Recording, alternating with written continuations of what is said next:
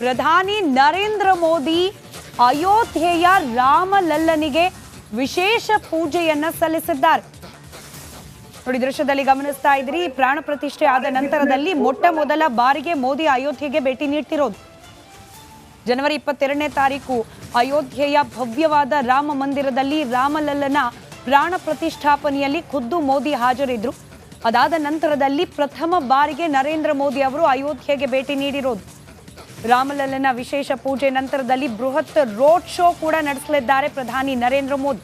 ಸರಿಸುಮಾರು 2 ಕಿಲೋಮೀಟರ್ನ road show ಈ ಅಯೋಧ್ಯೆಯ ರಾಮ ಮಂದಿರದ ಮುಖ್ಯ ದ್ವಾರ ಸುಗ್ರೀವ್ ಖಿಲಾ ಇಂದ ಲತಾ ಮಂಗೇಶ್ಕರ್ ಚೌಕ್ವರೆಗೂ ಸರಿಸುಮಾರು 2 ಕಿಲೋಮೀಟರ್ ಮಾರ್ಗದ ರೋಡ್ ಶೋವನ್ನ ಕೂಡ ನಡೆಸಲಿದ್ದಾರೆ ನರೇಂದ್ರ ಮೋದಿ.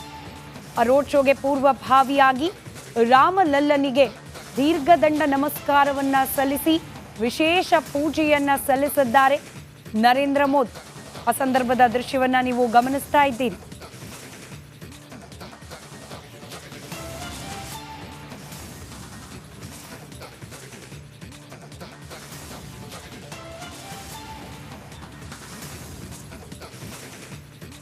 ಚುನಾವಣಾ ಪ್ರಚಾರದ ಭಾಗವಾಗಿ ಅಯೋಧ್ಯೆಗೆ ಭೇಟಿ ನೀಡಿದ್ರೂ ಕೂಡ ಮೊದಲಿಗೆ ರಾಮಲಲ್ಲನ ದರ್ಶನ, ವಿಶೇಷ ಪೂಜೆ, ಅದಾದ ನಂತರದಲ್ಲಿ ಬೃಹತ್ ರೋಡ್ ಶೋ.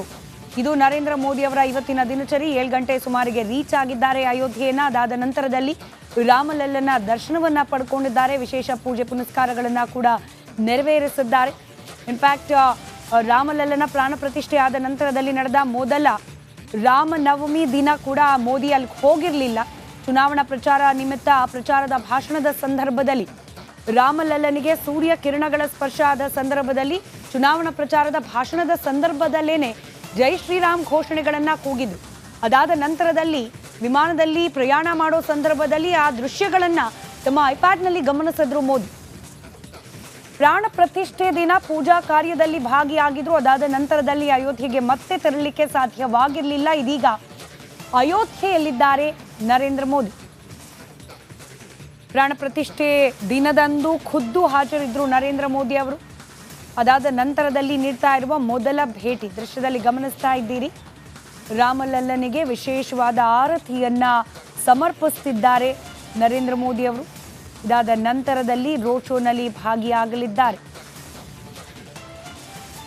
8 ಗಂಟೆಯ ನಂತರದಲ್ಲಿ ರಾಮಲಲ್ಲನ ದರ್ಶನ ಕ್ಲೋಸ್ ಆಗುತ್ತೆ. ಸಾಮಾನ್ಯ ದಿನಗಳಲ್ಲಿ ಅಷ್ಟರ ಒಳಗಾಗಿಯೇ ಪೂಜಾ ಕೈಂಕರ್ಯಗಳನ್ನು ಮುಗಿಸಲಿದ್ದಾರೆ ಪ್ರಧಾನಿ ನರೇಂದ್ರ ಮೋದಿ ಅವರು.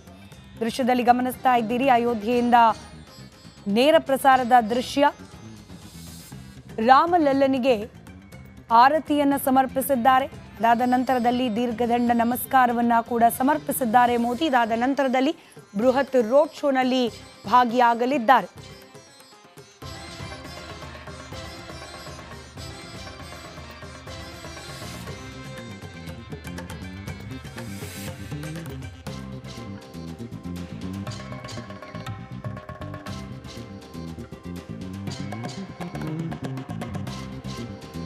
ಇನ್ಫ್ಯಾಕ್ಟ್ ಅಯೋಧ್ಯೆಯ ರಾಮ ಮಂದಿರ ಅಲ್ಲಾದ ರಾಮಲಲ್ಲನ ಪ್ರಾಣ ಪ್ರತಿಷ್ಠೆ ಇದೆಲ್ಲವೂ ಕೂಡ ಬಿಜೆಪಿಗೆ ಈ ಬಾರಿಯ ಚುನಾವಣೆಯಲ್ಲೂ ಕೂಡ ಒಂದಷ್ಟು ಕ್ಷೇತ್ರಗಳಲ್ಲಿ ಪ್ಲಸ್ ಪಾಯಿಂಟ್ ಆಗಬಹುದು ಅನ್ನೋ ಚರ್ಚೆ ರಾಜಕೀಯ ವಲಯದಲ್ಲಿ ಇದ್ದೇ ಇದೆ.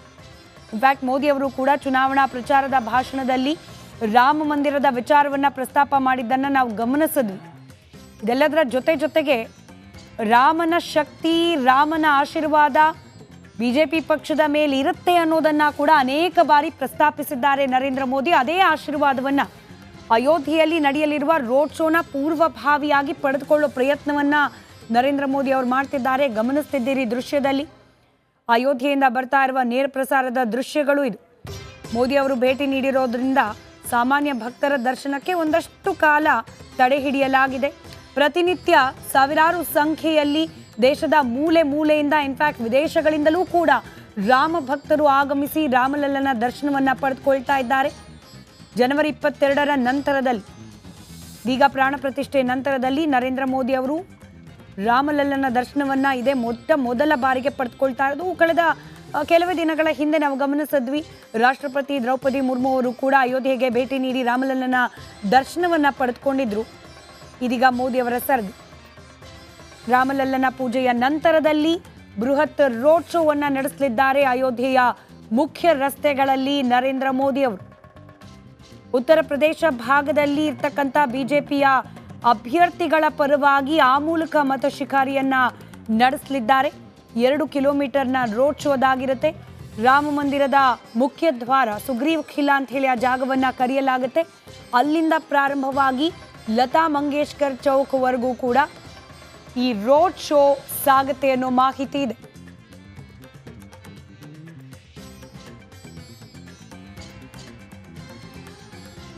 ಬಾಲರಾಮನಿಗೆ ಅಯೋಧ್ಯೆಯಲ್ಲಿ ಪ್ರಧಾನಿ ನರೇಂದ್ರ ಮೋದಿ ಪೂಜೆ ಸಲ್ಲಿಸ್ತಾ ಇದ್ದಾರೆ. ಅಯೋಧ್ಯೆಗೆ ಪ್ರಧಾನಿ ಮೋದಿ ಭೇಟಿ ಕೊಟ್ಟಿದ್ದಾರೆ.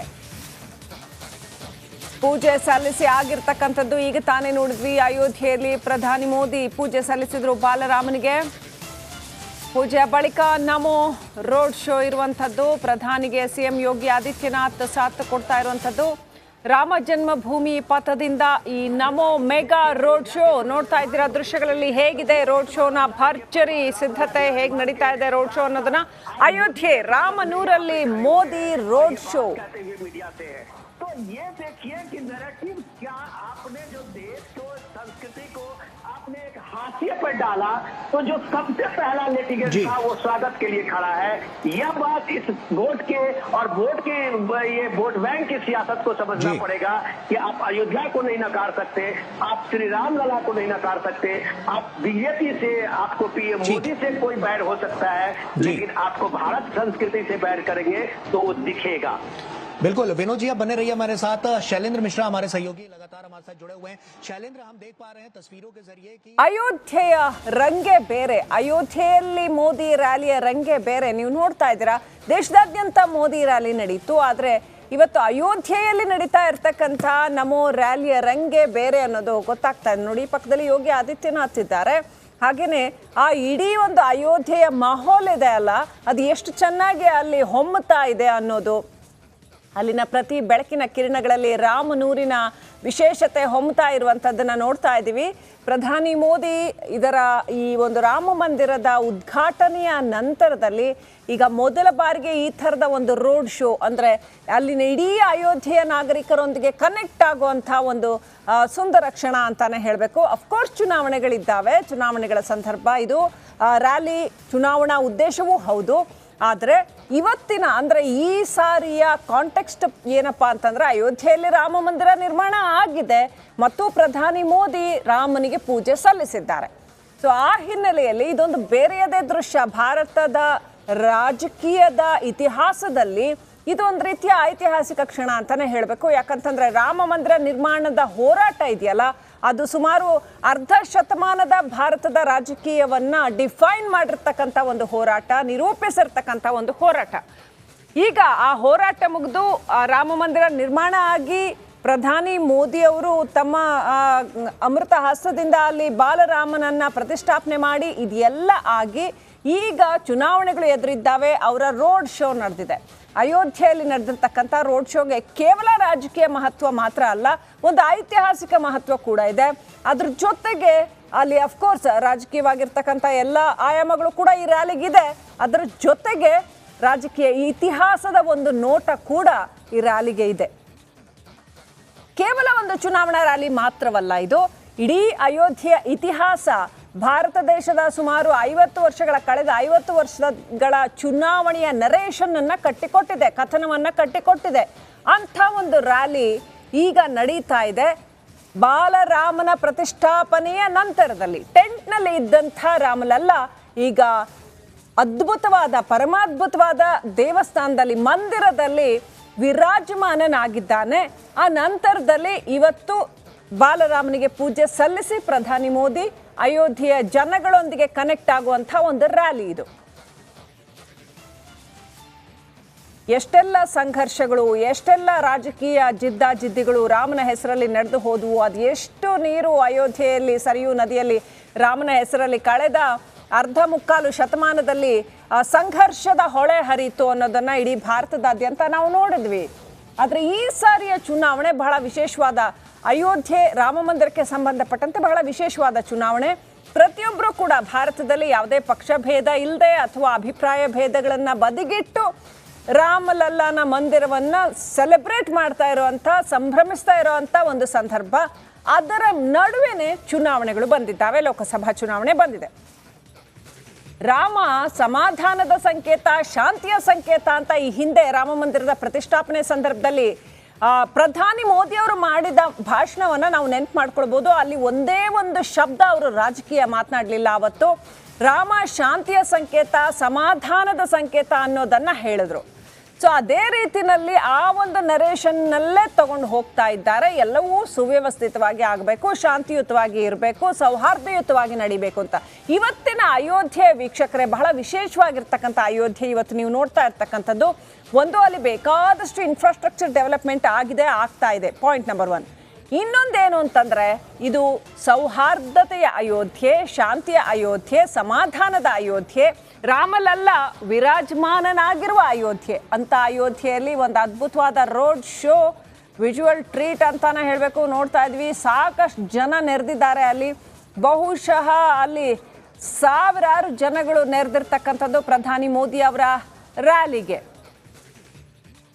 ಈಗ ಮೋಸ್ಟ್ಲಿ ಅಂದರೆ ರಾಮಲಲ್ಲಾನನ್ನ ವಿರಾಜಮಾನನನ್ನಾಗಿಸಿದ ನಂತರದಲ್ಲಿ ಪ್ರಧಾನಿ ಮೋದಿ ಅವರಿಗೂ ಕೂಡ ಒಂದು ಸಮಾಧಾನ, ಜನಗಳ ಹತ್ರ ಹೋಗೋದಕ್ಕೆ, ಅಯೋಧ್ಯೆಯ ನಾಗರಿಕರಿಗೆ ಮುಖ ತೋರಿಸೋದಕ್ಕೆ, ಅವ್ರ ಜೊತೆ ಕನೆಕ್ಟ್ ಆಗೋದಕ್ಕೆ ಒಂದು ನೈತಿಕವಾದಂಥ ಗಟ್ಟಿತನ ಬಂದಿರುತ್ತೆ. ಯಾಕಂತಂದ್ರೆ ಅವರು ಅದನ್ನ ಪ್ರಣಾಳಿಕೆಯಲ್ಲಿ ಮೆನ್ಷನ್ ಮಾಡಿದ್ರು. ಕಳೆದ 2000 ನಾವೇ ನೋಡಿದ ಹಾಗೆ 2014, 2019 ಎಲ್ಲ ಪ್ರಣಾಳಿಕೆಯಲ್ಲಿ ನಿರಂತರವಾಗಿ ಅವರು ರಾಮ ಮಂದಿರ ಕಟ್ತೀವಿ ಅನ್ನುವಂಥದ್ದು ಬಿಜೆಪಿಯ ಪ್ರಣಾಳಿಕೆಯಲ್ಲಿತ್ತು.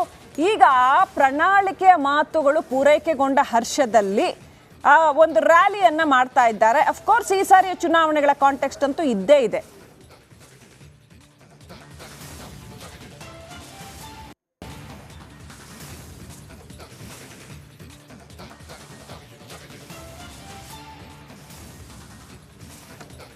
ಬಾಲ ಕಲಾವಿದರು ಅಲ್ಲಿ ನೆರೆದಿದ್ದಾರೆ, ರಾಮಾಯಣದ ಇದನ್ನ ತೋರಿಸ್ತಾ ಇದ್ದಾರೆ ದೃಶ್ಯಗಳನ್ನ. ಅಲ್ಲಿ ಜೊತೆಗೆ ರ್ಯಾಲಿಯಲ್ಲಿ ಅನೇಕ ಸಾಂಸ್ಕೃತಿಕ ಕಾರ್ಯಕ್ರಮಗಳು, ಜನಗಳು ಕೂಡ ರ್ಯಾಲಿಯಲ್ಲಿ ಪಾಲ್ಗೊಂಡಿರ್ತಕ್ಕಂಥದ್ದು, ಬಿಜೆಪಿ ಕಾರ್ಯಕರ್ತಗಳು ಪಾಲ್ಗೊಂಡಿರ್ತಕ್ಕಂಥದ್ದು, ಅದೆಲ್ಲವನ್ನು ನೋಡ್ತಾ ಇದ್ದೀವಿ. ಭರ್ಜರಿ ರೋಡ್ ಶೋ, ಇಡೀ ದೇಶಕ್ಕೆ ಒಂದು ಸಂದೇಶನ, ಇದು ಒಂದು ರಾಜಕೀಯ ಸಂದೇಶ ಹೋಗ್ತಾ ಇದೆಯಾ ಇದರಿಂದ? ಈ ಎಲ್ಲ ಪ್ರಶ್ನೆಗಳ ಮಧ್ಯೆ ಭರ್ಜರಿ ನಮೋ ರೋಡ್ ಶೋ ಅಯೋಧ್ಯೆಯಲ್ಲಿ ನಡೆದಿದೆ. ದೇಶಾದ್ಯಂತ ಹಲವು ಹಂತಗಳಲ್ಲಿ ಈ ಸಾರಿ ಲೋಕಸಭಾ ಚುನಾವಣೆ ನಡೀತಾ ಇದೆ. ಅದರ ಮಧ್ಯೆ ಅಯೋಧ್ಯೆಯಲ್ಲಿ ಪ್ರಧಾನಿ ಮೋದಿ ರ್ಯಾಲಿ ಈ ಸಾರಿ ಮಾಡ್ತಾ ಇರುವಂಥದ್ದು ಪಕ್ಕಾ ರಾಜಕೀಯ ರ್ಯಾಲಿ ಅಂತಾನೆ ಹೇಳಬೇಕು. ಚುನಾವಣಾ ಪ್ರಚಾರದ ರ್ಯಾಲಿ. ಅವರ ಕೈಯಲ್ಲಿ ಕಮಲದ ಗುರುತಿದೆ. ಪಕ್ಷದ ಚಿಹ್ನೆಯನ್ನು ಹಿಡ್ಕೊಂಡು ಪಕ್ಷಕ್ಕೋಸ್ಕರ ಮತ ಕೊಡಿ ಅಂತ ಕೇಳ್ತಾ ಮಾಡ್ತಾ ಇರ್ತಕ್ಕಂಥ ಒಂದು ರ್ಯಾಲಿ ಇದು. ಕೆಲವು ದಿನಗಳ ಹಿಂದೆ ನಾವು ಅಯೋಧ್ಯೆಯಲ್ಲಿ ಪ್ರಧಾನಿ ಮೋದಿ ಅವರನ್ನು ನೋಡಿದಾಗ ದೇಶದ ಪ್ರಧಾನಿಯಾಗಿ, ದೇಶದ ಜನಗಳ ಹಿತಚಿಂತಕನಾಗಿ, ಶಾಂತಿ ಸೌಹಾರ್ದತೆಯ ರಾಮನನ್ನ ಪ್ರತಿಷ್ಠಾಪಿಸೋದಕ್ಕೆ ನಾನು ಬಂದಿದ್ದೇನೆ ಅಂತ ಅವರು ತಮ್ಮ ಭಾಷಣದಲ್ಲಿ ಹೇಳಿದರು.